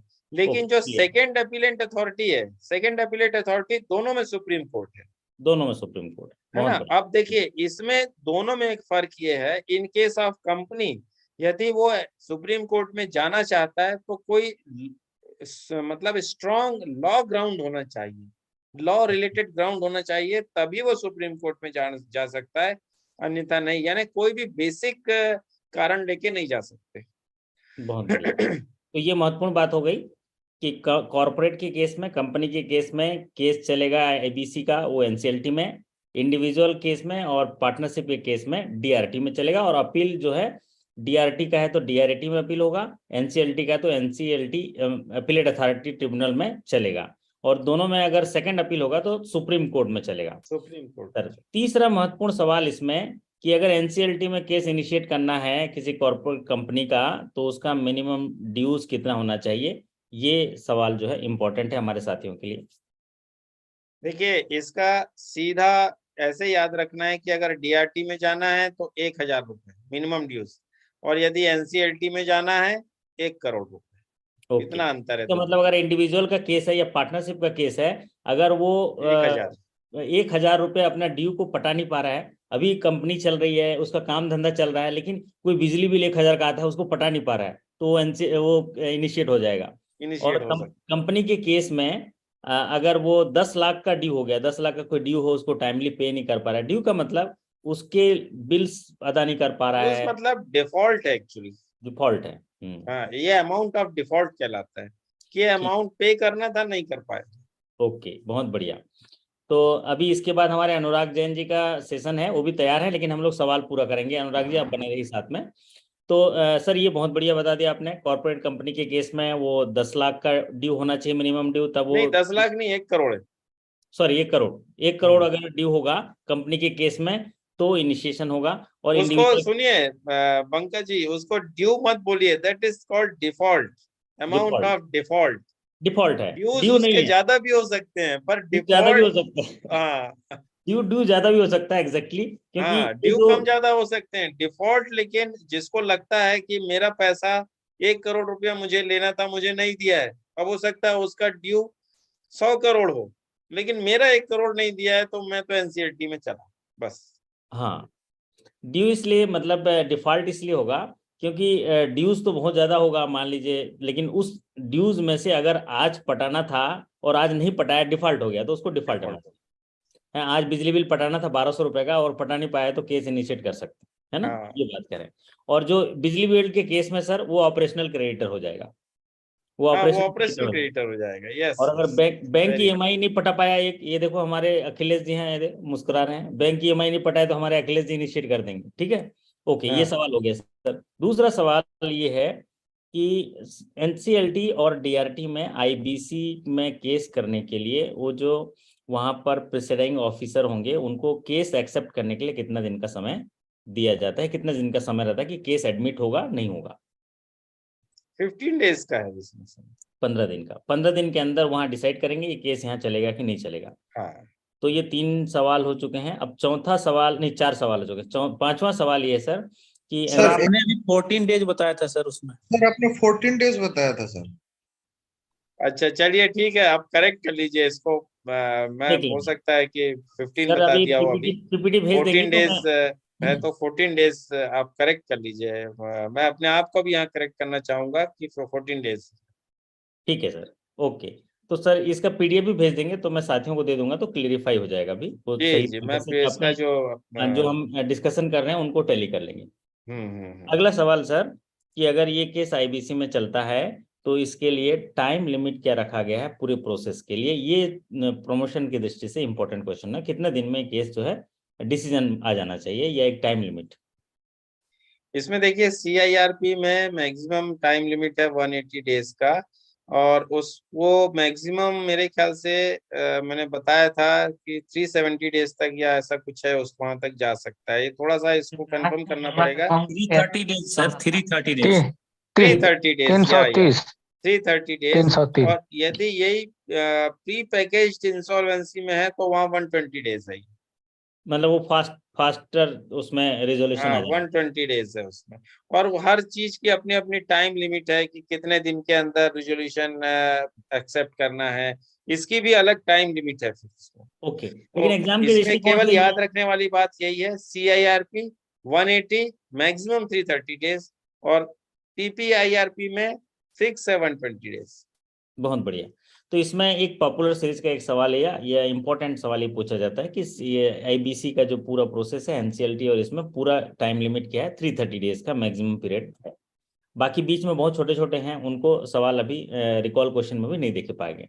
अगला सवाल ये है सर कि जब भी आईबीसी में कोई भी रिजोल्यूशन या आरआईपी रिजोल्यूशन जो अपने उसको क्या बोलते हैं, जो एक्सपर्ट होते हैं उनके रिजोल्यूशन के एक्सपर्ट जो चुनते हैं कमिटी जो है, वो आरपी होता है। देखिए आरपी पहले जब केस एडमिट होता है तो एनसीएलटी आईआरपी अपॉइंट करता है। आईआरपी अपॉइंट करता है, वो खुद अपॉइंट करके देता है, ये इंटरम रेजोल्यूशन प्रोफेशनल है।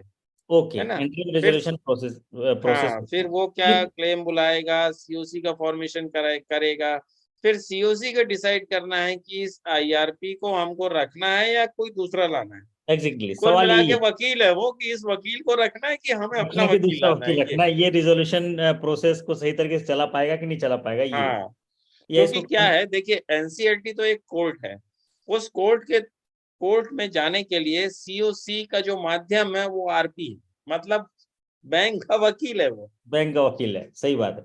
अच्छा, यहाँ महत्वपूर्ण सवाल पैदा होता है प्रमोशन दृष्टि से सर, कि ये जो सीओसी है, जिसको कमिटी ऑफ क्रेडिटर्स कहा जाता है, ये कोई भी डिसीजन, अगर कोई भी रिजोल्यूशन आएगा तो उस पर अमल होगा कि नहीं होगा, इसके लिए वोटिंग होता है, और वोटिंग परसेंटेज कितना होना चाहिए पक्ष में, तब जाके वो रिजोल्यूशन पे एक्शन होगा या एग्जीक्यूट होगा। ये बता दीजिए। 66% है। ये याद रखने वाली बात है ना। हमारे साथी को भी बोल रहे हैं, बट वो नोट करते जाएं, क्योंकि अभी हम सर यहाँ पर एक्सपर्ट हैं, उनसे पूछ रहे हैं। अच्छा, बहुत बढ़िया। तो अगला जो सवाल है सर इसमें, कि अपील करने के लिए एक एनसीएलटी से एनसीएलटी अपीलेट ट्रिब्यूनल में जाने के लिए कितने दिन का समय मिलता है? 30 डेज का समय है, दोनों जगह, एनसीएलटी से एनसीएलटी में या डीआरटी से डीआरएटी में, दोनों जगह 30 डेज। बहुत बढ़िया।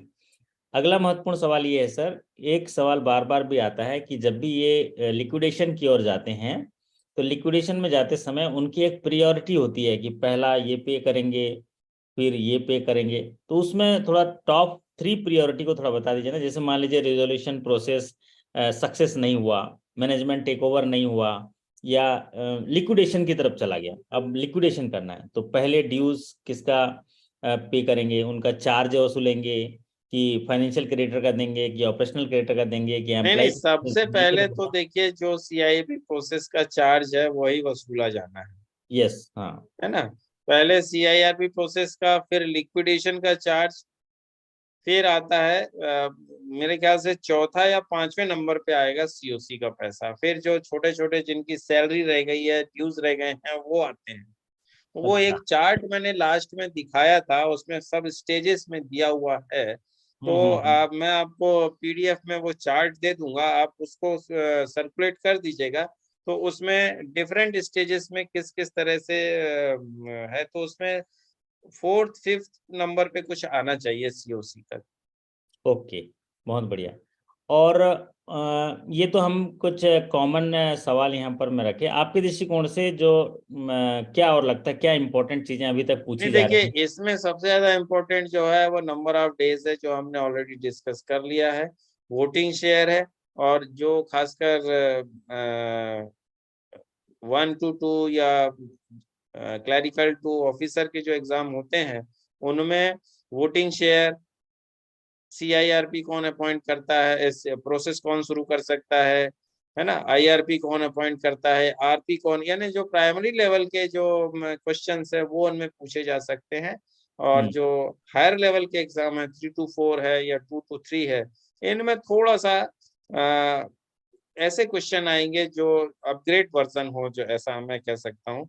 जैसे भी यहाँ पर एक चीज और हमने डिस्कस नहीं की, मैंने तो अपने सेशन में वो डिस्कस किया है कि पीपीआईआरपी का जो प्रोसेस होता है, उसमें जो मैनेजमेंट होता है वो हमेशा कॉर्पोरेट डेटर के हाथ में ही रहता है, जबकि सीआईआरपी प्रोसेस में क्या होता है, आईआरपी के पास चला जाता है, फिर आईआरपी से आरपी के पास आ जाता है। और यदि बैंकों को वो मैनेजमेंट पीपीआईआरपी प्रोसेस में अपने हाथ में लेना है, तो 90% वोटिंग शेयर होना चाहिए। ये बड़ा डिफरेंस है।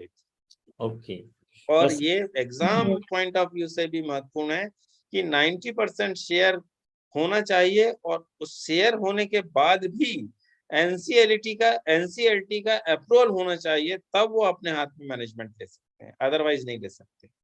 बहुत बढ़िया सर। जैसे मैं एक सवाल आया था, उसको मैं पढ़ना चाहूंगा। यहाँ पर सवाल आया था किसी एग्जामिनेशन में 2 to 3 में, नेशनलाइज्ड बैंक के, कि the provision of insolvency and bankruptcy code shall not apply to which of the following. पहला था लिमिटेड लायबिलिटी पार्टनरशिप, दूसरा था पार्टनरशिप फॉर्म, तीसरा था इंडिविजुअल, चौथा था कॉर्पोरेट और कंपनी, और पांचवा था financial services like financial institution like banks. तो इनमें से किन पर आईबीसी लागू नहीं होता? देखिए, इनमर बैंक पे लागू नहीं होता है, बैंक पे लागू नहीं होगा। जबकि क्वेश्चन इसका एक्चुअली आंसर जो होना चाहिए ना, वो होना चाहिए कि सोसाइटी और ट्रस्ट जो होते हैं उन पर ये लागू नहीं होता है। हाँ, बट वो IBPS ने ऐसा सवाल दिया कि बैंक हाँ, पर उसने बैंक दिया है वहां, तो बैंकों पे लागू नहीं होगा, बाकी तो हम डिस्कस कर ही चुके हैं। Yes yes. तो दूसरा एक सवाल ये आया था सर कि जो प्रोविजन है इंसॉल्वेंसी एंड बैंकरप्सी कोड में, उसमें ये लागू होता है, the provision of insolvency and bankruptcy code shall apply to corporate person individual partnership in relation to their in case में बी, मतलब निम्नलिखित कंडीशन होने पर आप इंसॉल्वेंसी और बैंकरप्सी कोड के अप्लाई कर सकते हैं। यहाँ पर यह था लिक्विडेशन कर सकता है या वॉलंटरी लिक्विडेशन हो गया, bankruptcy, insolvency, all of the above. तो यहाँ आंसर तो ऑल ऑफ द अबव होगा, लेकिन सवाल मेरा आपसे ये पूछना है कि इंसॉल्वेंसी का थोड़ा मतलब बता दीजिए, बैंकरप्सी का मतलब थोड़ा सा बता दीजिए, दोनों में डिफरेंस हमारे साथियों को पता चल जाएगा। देखिए, इंसॉल्वेंसी का मतलब होता है कि वो देना चाहता था पर नहीं दे पा रहा है, करना चाह रहा है वो कंपनी लेकिन नहीं कर पा रही है, और उसके बाद वो क्या बाद में बैंक करप्ट हो गई है, यानी फिर उसके बाद उसने ध्यान देना ही छोड़ दिया है कि नहीं यार अपने से नहीं हो पा रहा, और अपन बैंक करप्ट ही हो जाओ सीधे। बैंक करप्ट मतलब दिवालिया होता है, दिवालिया हो गया। वो दिवालिया हो गया, अरे मेरे पास कुछ नहीं है, अब क्या है ना। और इंसॉल्वेंसी में वो पहले सॉल्वेंट था, अब इंसॉल्वेंट हो गया है। तो बहुत बड़ा डिफरेंस दोनों में यदि हम देखना चाहेंगे तो एक में कोशिश कर रहा है वो, दूसरे में वो हिम्मत हार गया, ये कह सकते हैं। हाँ, मतलब अगर इसको साधारण तरीके से समझा जाए सुनील सर, तो ऐसा समझा जाए, अगर एक ऑर्गेनाइजेशन अपने डेट को पे करने में इनकेपेबल हो गया तो उसको बोलते हैं इंसॉल्वेंट। हाँ, है, अपने डेट को पे करने में इनकेपेबल है, मतलब अभी ये पे करने में असमर्थ है, तो उसको बोलते हैं ये इंसॉल्वेंट। ये वही पे मैंने कहा ना, वो करना चाहता है बट नहीं कर पा रहा है, हाँ, उसकी लेकिन नीयत ठीक है। हाँ, लेकिन अगर वो अभी अब पूरी तरीके से ये हो गया है, एक लीगल स्टेटस है कि सिचुएशन में आप किसी भी तरीके से पे नहीं कर पाएगा, देन ये बैंकरप्सी हो जाएगा। इंसॉल्वेंसी जो है वो उसकी ड्यूज पे न कर पाने की इनकेपेबिलिटी है, और बैंकरप्सी है दिवालिया हो गया, अब इसको लिक्विडेशन की ओर ले जाना पड़ेगा। और जब ये कोई एंटिटी जो है डिक्लेयर बैंकरप्ट हो जाता है, तब जो डेट होते हैं उनके, वो डेट पे किए जाते हैं, या तो उसको रिस्ट्रक्चरिंग होगा, रिजोल्व किया जाएगा, या पेमेंट प्रोसेस होगा, या लिक्विडेशन प्रोसेस होगा, या गवर्नमेंट के सेलिंग एसेट, जो भी ये NCLT प्रोसेस में सारा कंप्लीट होगा तब जाके होगा। ये सारी चीजें कही गई हैं। चलिए, बहुत आपने अच्छा सरल तरीके से, हम लोग डिस्कस कर रहे हैं तो भी और सरल तरीके से समझ में आ रहा होगा। एक बात और बता दीजिए सर, इसको कोड क्यों कहते हैं? कोड वर्ड यूज होता है, बैंकरप्सी कोड। कोड, देखिए कोई भी जब नियम बनता है, कोड मतलब क्या है, नियम। तो ये भी एक तरह का नियम है जो गवर्नमेंट ने का बनाया हुआ है, जैसे सरफेसी एक्ट है, इसको हम उन्होंने कोड का नाम दिया है कि ये एक तरह से क्योंकि इसमें एक कोर्ट इन्वॉल्व है। हाँ, मैं इसको बता दे रहा हूँ। एनसीएलटी जो है वो एक्चुअली जैसे एक जैसे कोर्ट सर ही क्या है। होता है, एक एक्ट होता है, सरफेसी एक्ट है, DRT एक्ट है, ये एक्ट है। लेकिन कोड क्या होता है, ऐसे बहुत सारे एक्ट को मिला के अगर उसको सुपरसीड करके एक बड़ा सा उसके ऊपर बना जाए, क्लस्टर बना दिया जाए, उसको बोलते हैं कोड। मतलब इस IBC के अंदर बहुत सारे एक्ट हैं, वो सबका पावर इस्तेमाल कर सकता है ये रिजोल्यूशन प्रोसेस में, इसलिए इसको कोड कहा जाता है, क्योंकि ऐसे बहुत सारे एक्ट्स उसके अंदर होते हैं, इसलिए इसको कोड कहा जाता है।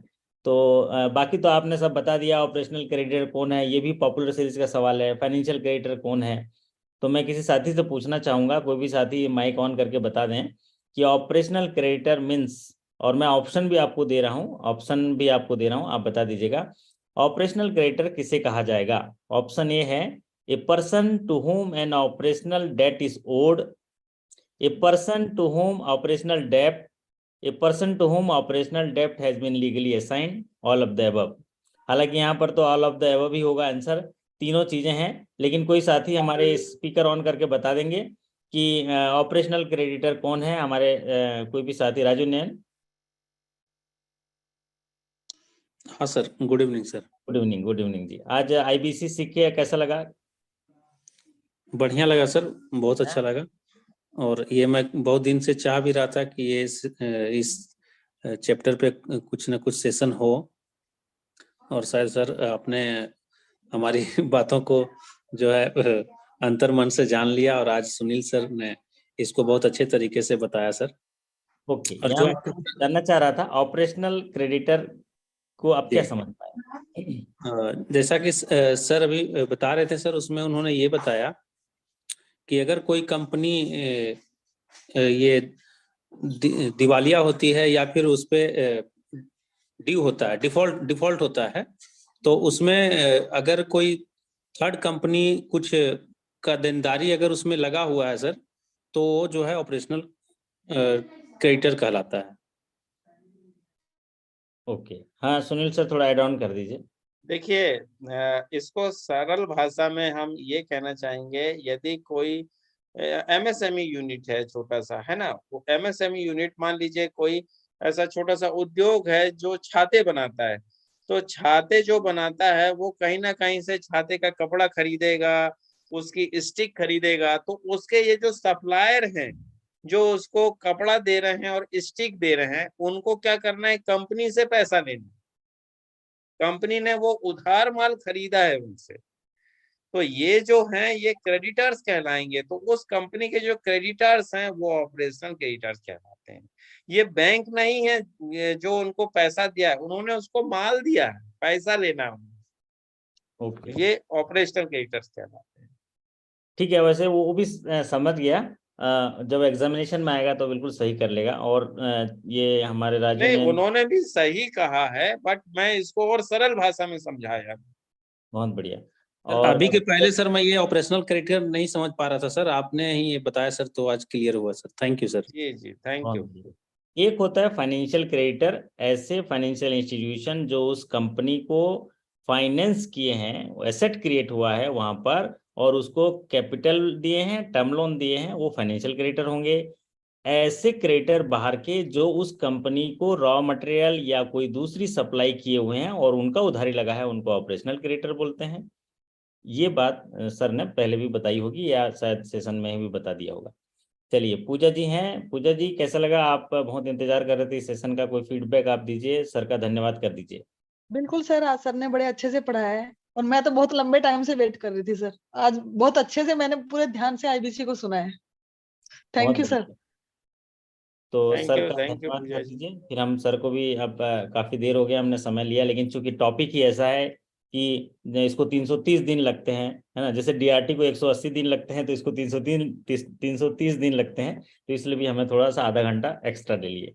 सर तो एक छोटा सा सवाल है सर। हाँ बोलिए पूछिए। बोलिए। सर ने अपने लास्ट स्लाइड में सर बताया था कि अगर डीआरटी में या एनसीएलटी में सर अगर कोई केस एडमिट हो जाता है, तो आफ्टर एडमिशन अगर हम उसको वापस लेना चाहते हैं सर, तो उसमें जो वोट परसेंटेज है वो क्या सर 90% बताया सर आपने, या 75? सर क्या बताया सर, एक बार फिर से रिपीट कर दीजिए सर। 90%। 90%।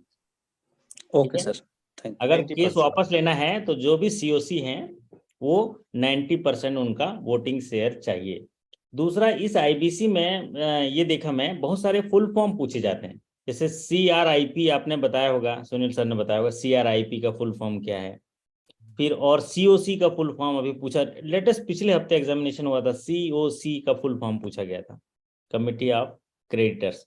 तो ये जो जो टर्मिनोलॉजी पीपीटी में आपने देखा होगा, उनको जरा डायरी में नोट कर लीजिएगा। हाँ, और जो उसमें एक स्लाइड है जिसमें सारे, जैसे RA बोलते हैं, RP बोलते हैं, IRP बोलते हैं, है अच्छा, ना, इसका फुल फिर फॉर्म EOI होता है, एक्सप्रेशन ऑफ इंटरेस्ट, ये सब आता है उसमें।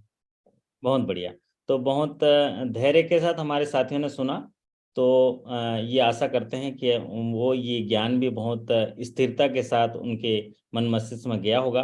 भले ही प्रमोशन एग्जाम में एक सवाल हो पूछे किए जा सकेंगे इनके, क्योंकि यहाँ पर हमारे आरआरबी के ज़्यादा साथी हैं, लेकिन नेशनलाइज बैंकों में हायर स्केल के लिए 3 to 4, 4 to 5, 2 to 3 में भी ये सवाल जो है आते हैं। और एज ए बैंकर होने के नाते हमको जो है इसके बारे में जानकारी, आधारभूत जानकारी रखनी बहुत ज़रूरी है। आज सेशन के माध्यम से सुनील सर ने बहुत ही शानदार तरीके से और सरल शब्दों में इसको बताया, इसके लिए हम उनका आभार व्यक्त करते हैं और उनसे निवेदन भी करते हैं कि आने वाले दिनों में और भी ऐसे महत्वपूर्ण पहलुओं पर सेशन लाएंगे।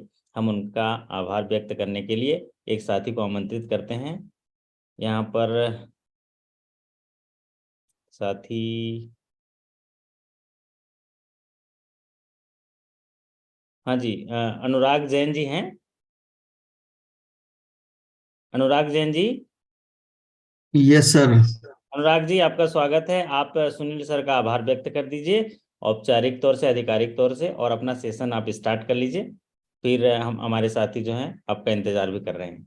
और अनुराग जी अभी यहाँ पर SBI में जो है आपके जो व्हीकल लोन स्कीम्स पर यहाँ पर डिस्कशन करेंगे। अनुराग जी वीडियो ऑन कर लीजिए। नमस्ते सर, आपका बहुत बहुत धन्यवाद। और सुनील सर जी, आपका भी बहुत बहुत धन्यवाद, जो इतने कठिन टॉपिक को आपने बहुत सरलतम भाषा में हम लोगों को समझाया। और हम सभी साथियों की ओर से आपका बहुत बहुत आभार और शुभकामनाएं एवं आग्रह है कि आगे भी आप आइए और हम लोगों का मार्गदर्शन कीजिए इस कठिनतम प्रमोशनल एग्जाम में। बहुत बहुत धन्यवाद सर। धन्यवाद, धन्यवाद अनुराग जी, धन्यवाद, धन्यवाद। ओके सुनील सर, एक बार पुनः धन्यवाद। गुड नाइट, फिर मुलाकात करेंगे आपसे। अनुराग, आप अपना PPT साझा करके अपना सेशन स्टार्ट कर सकते हैं। All the best. Yes sir, thank you sir. मैं मिलता हूँ सेशन के बाद। हाँ सर।